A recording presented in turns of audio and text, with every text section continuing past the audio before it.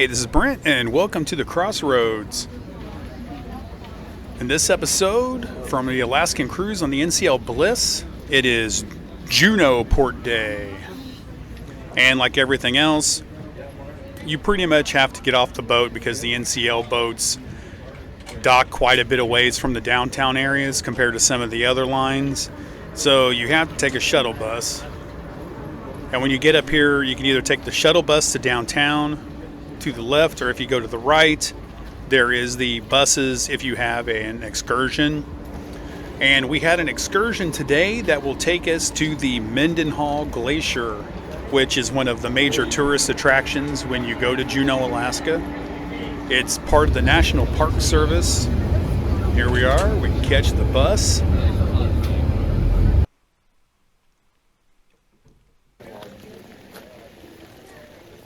All right, when you're up here by the gate, there's the restroom, and then you also have a place over there to catch things. The tarps over here are where you can catch the buses back. Now, the fee station, visitors are required to purchase a pass to enter the visitor center from May 1st to September 30th. Passes are $5, and they're on sale at that fee station in machines by the parking lot. And now you do not need a pass if you are going to go on the Nugget Falls, East Glacier, Power Line, the Marine Ecology, Trail of Time, and all the Dredge Lakes and West Glacier trails. But there's the visitor center. You do need a pass to get into the visitor center. And also the pavilion, photo point, and the Steep Creek trails. Now, if you go to the left there, that'll take you to the photo point, and we're going to stick to the right here and go to Nugget Falls.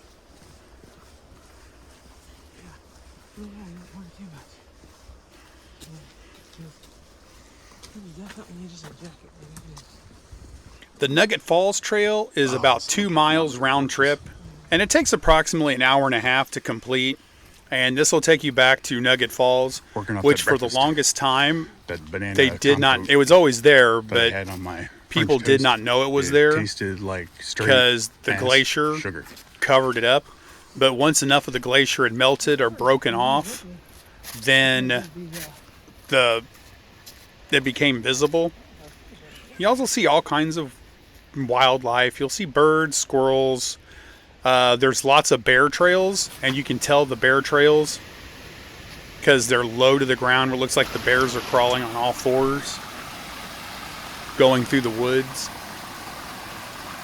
Lots of waterfalls. The trail back to Nugget Falls is gorgeous. It's an easily walkable trail. It's wide. It's gravel. A lot of the gravel's worn off, but it's still pretty rocky. And we had one of the earliest tours to get to Mendenhall Glacier. And because of this, there wasn't a lot of people on the trail when we first got there, which was fantastic.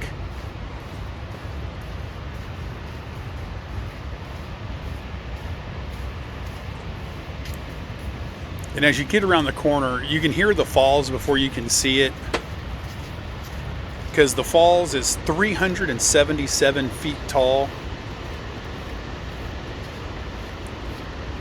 And when you get to the falls, because of the angle, it's hard to see any of the Mendenhall Glacier. You have to back off and go to the beach area a little bit to see both of them at the same time.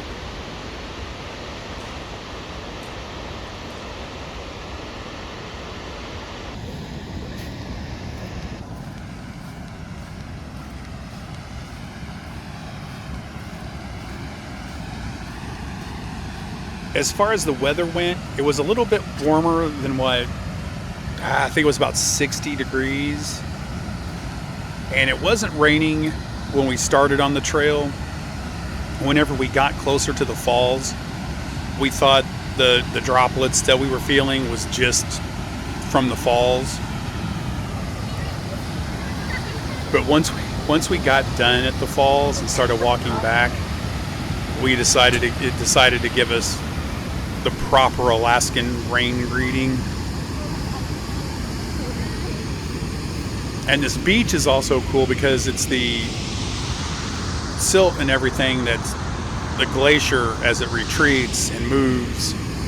It's all the silt and sediment that comes off of the rocks.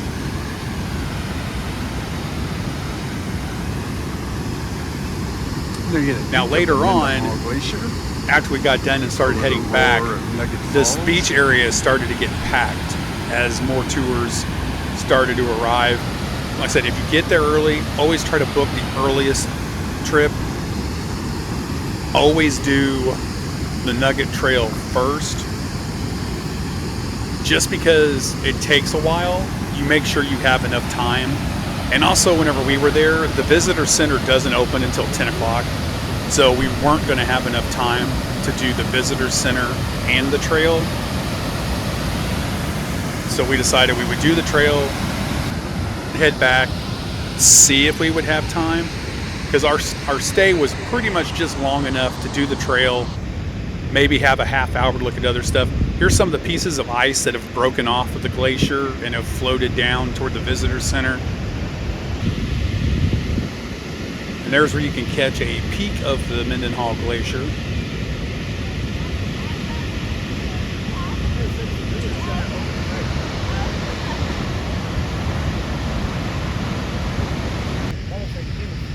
Oh, yeah, and on the beach, right, saw some bear tracks. Following the brother bear tracks. Where the bears had come out to look for some lunch in the lake.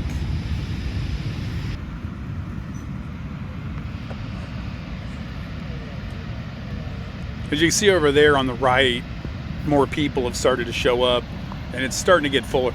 There's a second trail. It's not really an official trail. It's kind of a trail that follows along the beach area and follows along the water. It's this trail here. So it's not marked. If you take it, follow it and don't get off of it.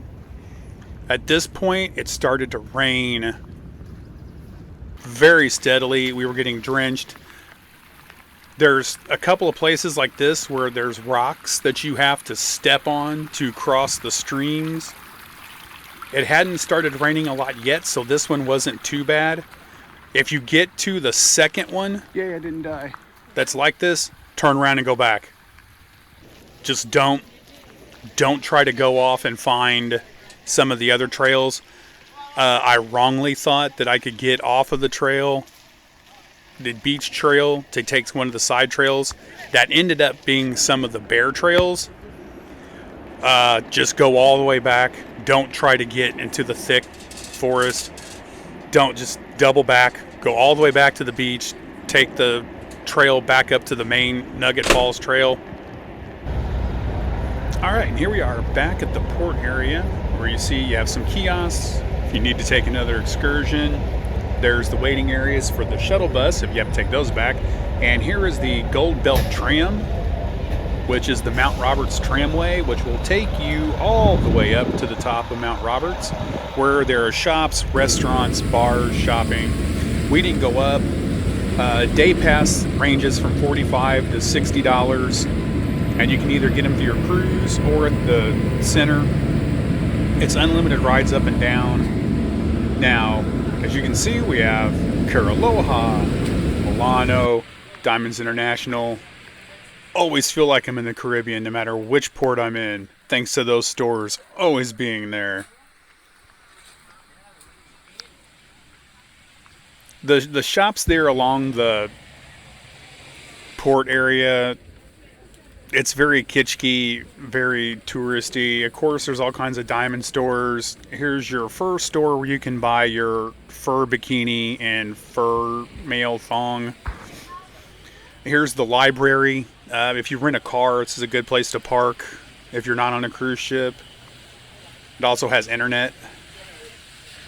Over here to the left, that is the Red Dog Saloon. That is a place that we decided to hop into to get out of the rain for a little bit. Cool place, very, very touristy, and the pricing reflects it. We didn't eat there. We just went in there long enough to grab a drink. You know, they have a live piano player. They have a gun on display that was Wyatt Earp's because he left it. He didn't collect it whenever he left the establishment.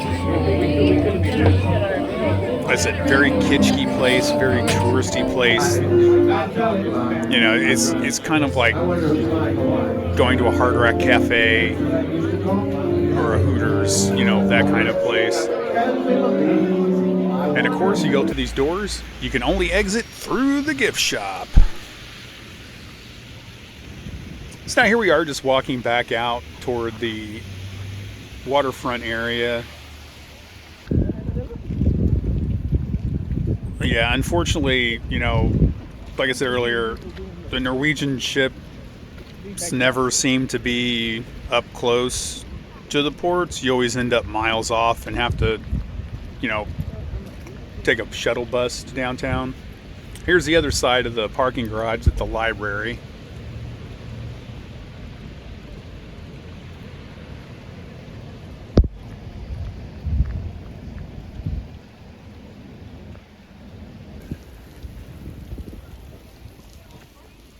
Yeah, there's a second Diamond International. In case you did not get the first Diamonds International, there is a second one within half a block to make sure you get your diamonds.